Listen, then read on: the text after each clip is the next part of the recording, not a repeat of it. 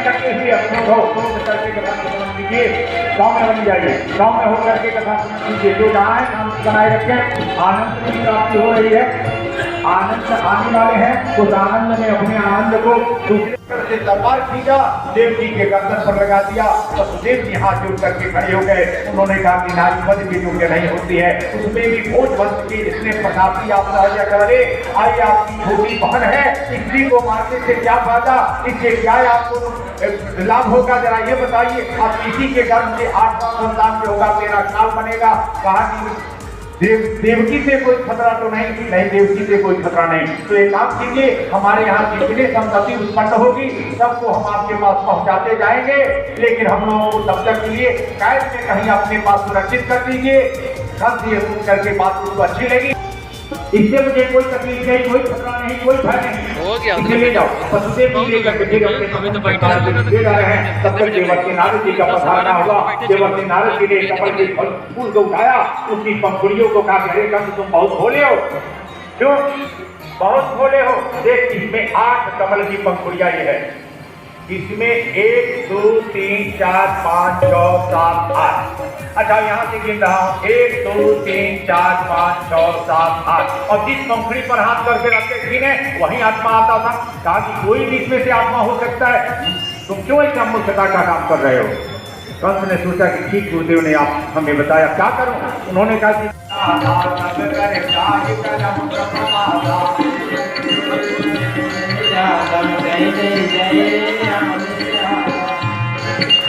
मानहि मातु पिता नहीं सेवा, साधु सन करवावहि सेवा। मानव मातु पिता नहीं सेवा, साधु सेवा। राजा चरण कमाने सीता रहु किसी कर प्राणी। राजा चरण कमावे राजा चरण कमाने सीता रहु किसी कर प्राणी।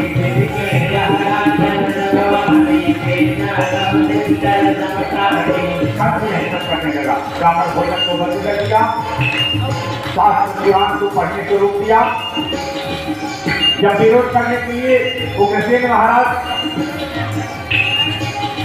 इसका विरोध किया तो उनको बंदी बना लिया, कारागार में कैद कर दिया, डाल दिया।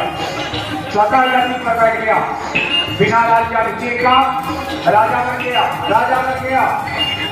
और उसी क्षण एक घटना घटी।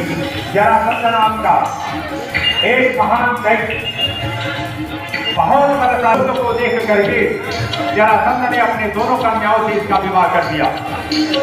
धीरे धीरे अपने कुशासन को, दुशासन को फलते फूलते दे करके राजा करके अट्टहास करता था।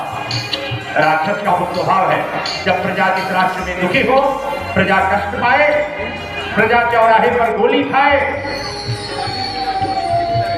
और उस राष्ट्र का राजा जब प्रसन्न हो कहे लगाए बंद कमरे में बैठ करके, तो समझिए कि वो क्या है। अभी तो शास्त्रों के माध्यम से इसका वर्णन मैं सुना रहा हूँ। जय जय तेज पावे नगर कामपुर आग लगावे, चौथा दिन हो गया। और सर चौथा दिन जो है बाबा भागवत कथा का यहाँ पे हो चुका है, और धीरे धीरे यहाँ जो है जनता की जो भक्तजन जो है उनका जो है भीड़ धीरे धीरे बढ़ते ही जा रहा है। क्या लग रहा है जन का, या जो भक्तजन जो आपके पास आ रहे हैं, क्या कुछ कह रहे हैं आप? भगवान आनंद स्वरूप और जीव उनका अंश होने से नाते उसमें वो आनंद की तलाश में है। संसार में उसे आनंद प्राप्त नहीं होता, जो मिलता है वो टूट जाता है, खंडित हो जाता है। इस स्थिति में वो अपने को खुशहाल होना, आनंदित होना चाहता है। तो ऐसे माहौल जहाँ बनते हैं वहाँ श्रद्धा की भीड़ उपस्थित हो जाती है, लोग एकत्र हो जाते हैं। कहीं ना कहीं ये देखा जाता है कि लोग जो भक्त होते हैं वो पूरी तरह से कहीं ना कहीं एक चरम सीमा आते आते वो अंधविश्वास में बदल जाता है। तो हम आपसे जानना चाहेंगे कि भक्ति में और अंधविश्वास में क्या होता है? देखिए, दोनों न तो वो भक्त पूर्ण रूप से भक्त है, हम ये कहेंगे, और न अंधविश्वासी है, न नास्तिक नास्तिक है, न आस्तिक आस्तिक है। सीधे शब्द मैं से कर क्योंकि नास्तिक भी यदि पूर्ण रूप से यह मान ले कि कुछ नहीं है तो भी उसकी बेड़ा पार लग जाएगा उस आधार पर। लेकिन वो भटकते भटकते कभी सोच लेता है कि यदि कुछ है नहीं तो ये चल कैसे रहा है, तो पूर्ण रूप से वो नास्तिक नहीं। और आस्तिक पूजा करते करते करते करते कोई ऐसी समस्या होती है, कोई ऐसा संकट आता है जिसमें उलझ करके कहता है कि मेरा पूजा पाठ करना बेकार चला गया, तो पूर्ण रूप से वो आस्तिक नहीं है। दोनों अभी बीच धार में अटके हुए हैं, ना नास्तिक नास्तिक है, ना आस्तिक आस्तिक है। तो कहने का मतलब है कि अगर किसी को अगर भक्त कहना हो, भक्त बताना हो कि ये भक्त है, हाँ। तो कैसे कहिए, कैसे बताइए? बताएंगे बस भक्त का पहचान है तो भगवान से कोई अपेक्षा नहीं करता, वो सरल होता है, सहज होता है, सुगम होता है, वो उसको देखने मात्र से पता चल जाता है कि ये भक्त है। भक्तों की विशेषता तुलसी बाबा ने गाई है, बताइए। अब तो तुलसी बाबा के मानस पर तरह तरह के प्रश्न चिन्ह उपस्थित हो रहे हैं, हमारे सनातन धर्म पर उपस्थित हो रहे हैं। ये कहना भी बड़ा दुष्कर लग रहा है कि तुलसी बाबा के प्रमाणों को अब प्रमाणित किया जाए कि नहीं, किया जाए कि नहीं, बताया जाए कि नहीं तो आजकल जो प्रश्न उठे हुए हैं कि ढोल गंवार शूद्र पशु नारी सकल ताड़ना के अधिकारी, इस पर शूद्र शब्द को लेकर के बहुत नाराजगी है नेताओं को से लेकर के जनमानस में भी बौखलाहट की बात है, जबकि इस तथ्य को कोई ठीक ढंग से समझ नहीं पा रहा है कि तुलसी बाबा ने आखिर क्या कहा है। हम जानना चाहेंगे आपके माध्यम से कि क्या अर्थ है, सही अर्थ जनता ये। पहले आप हमसे बताएं कि जो हमें अभिव्यक्ति दूंगा इसे निकालने का आप वादा करें तो हम अभिव्यक्ति अपना। चरितमानस की चौपाई को समझने के लिए तुलसी बाबा ने लिखा है कि नाना पुराण का मतलब क्या? 18 प्रकार के पुराण हैं, 18 प्रकार के अपुराण है, 18 प्रकार के उपपुराण हैं, 4 वेद हैं, वेद की 1127 शाखाएं हैं, 18 स्मृतियां हैं, 6 प्रकार के सार हैं। इन सब को पढ़ने के बाद वो कहते हैं कि सबके सारों का, वेदों का जो सार तत्व है वो अपने रामचरितमानस में मैं लिख रहा हूँ।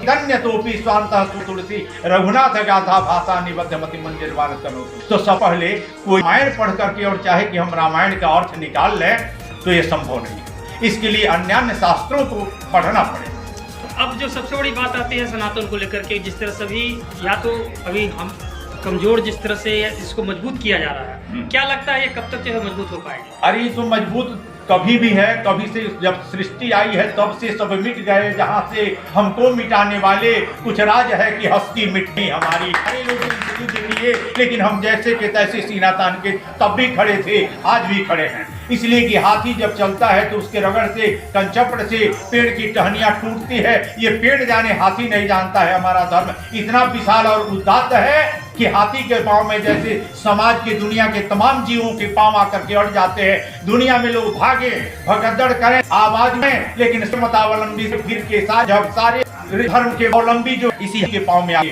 समाहित हो जाएंगे, अटे इसी से निकले हैं विलय करें।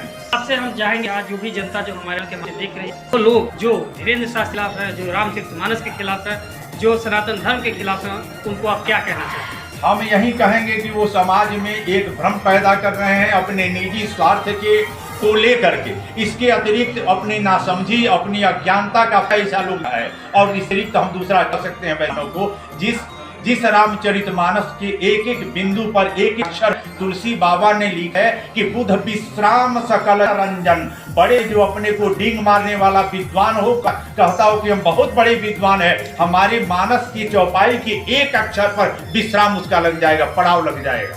असकल जन रंजन, और जनमानस में यह लोक रंजन के लिए छोटे कम पढ़े लिखे व्यक्ति भी अपने ढंग से इसका अर्थ करके प्रसन्न हो जाएंगे। जो राम भक्त हैं, जो आस्तिक हैं, जो सनातन के अनुयायी हैं, जो पुजारी हैं, वो इस तरह भी प्रसन्न हो जाएंगे। तो विद्वान भी जहाँ थक जाता है और जिसे कमेंट करना है, ये तुलसी बाबा हमारे इसके लिपिक हैं, तुलसी बाबा रचयिता नहीं है। मानस में पढ़िए।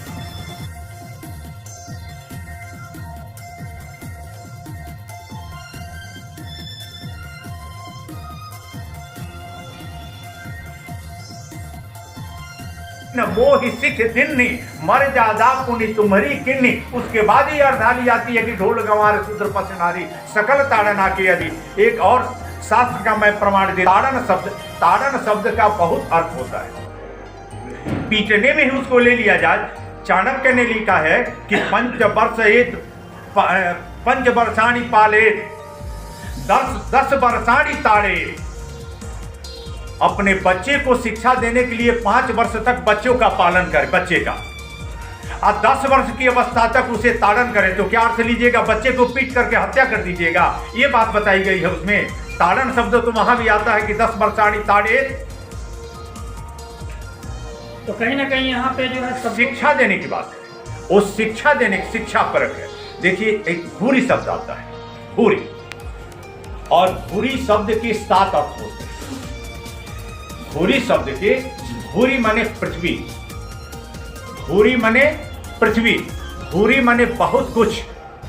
जैसे आप लोग पढ़े लिखे हैं, जैसे कोई अनुशस्ती कर रहा है तो कहता है इनकी भूरी भूरी प्रशंसा हमने किया, तो प्रशंसा परक भी भूरी शब्द आता है। भूरी माने प्रशंसा, भूरी माने पृथ्वी, भूरी माने सुवर्ण, सुप्राची, भूरी शब्द प्राची सुवर्णयो, तो ये भूरी माने सुवर्ण, और भूरी माने ब्रह्मा, भूरी माने शंकर, भूरी माने विष्णु। को उसको उठा करके देखें। अब यहाँ एक ही अर्थ लिया जाए कि नहीं भूरी माने पृथ्वी को ही कहा जाता है, तब तो अनर्थ हो जाए। इसी तरीके से वहां ताड़न शब्द का एक जगह और उत्तरकांड का प्रसंग आता है। रावण वध के अनंतर मंदोदरी अपने छाती में हाथ मारती है, वहां लोग देते हैं कि ताड़न वहां भी करते, उड़ ताड़ना करत बहुहारी, उड़ ताड़ना। तो क्या वहां शिक्षा? लोग कहते हैं, ये मानसकार के जो कमेंट कर रहे हैं वो लोग बता रहे हैं कि वहां मंदोदरी अपनी छाती को शिक्षा दे रही है या पीट रही है, तो वहां पीटना अर्थ लिया जाएगा। बिल्कुल, वहां शिक्षा नहीं दी, क्योंकि विपत्ति में विलाप में वो छाती पीटती है, यहाँ विलाप का कोई प्रसंग नहीं है। यहाँ शिक्षा का, ढोलक भी शिक्षा का आश्रय लेता है, तभी ढोलक बजता है। हाँ, सोईसन काग बुतुंडे ही दीना, समय पाई अधिकारी चिन्हा, ते ही पुनि जाग बलि पुनि गावा। इस तरह से कथा की परंपरा चली।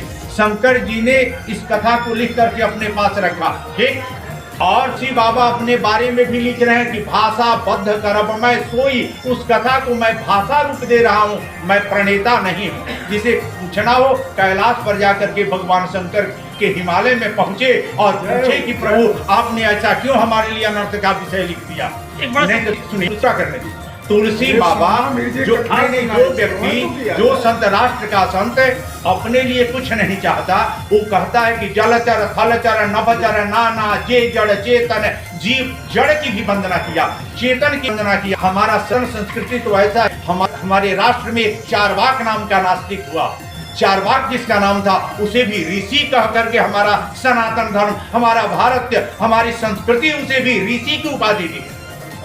कभी जब भी सनातन धर्म से कोई भी इस तरह का चमत्कार दिखाता है तो हजारों उंगलियां खड़े हो जाती हैं। बाकी किसी भी धर्म में अगर कोई भी इस तरह का चमत्कार दिखाए, उसे भय है।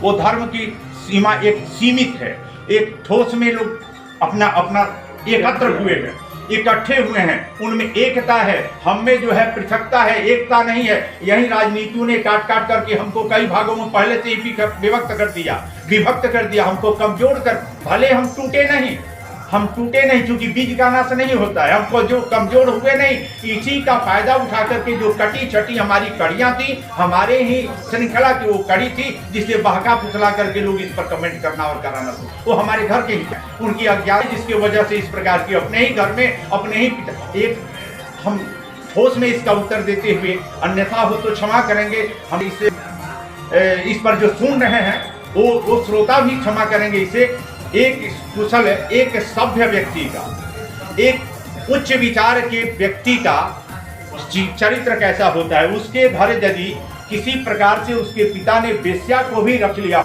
और उससे उसका जन्म हुआ, तो वेश्या को भी माता शब्द से संबोधित करता है, जबकि एक नालायक बेटा अच्छी अपनी भी माता को भी कहने से बाज नहीं आता है, वो कह दे। ठीक है सर, समाचार देने के लिए बहुत बहुत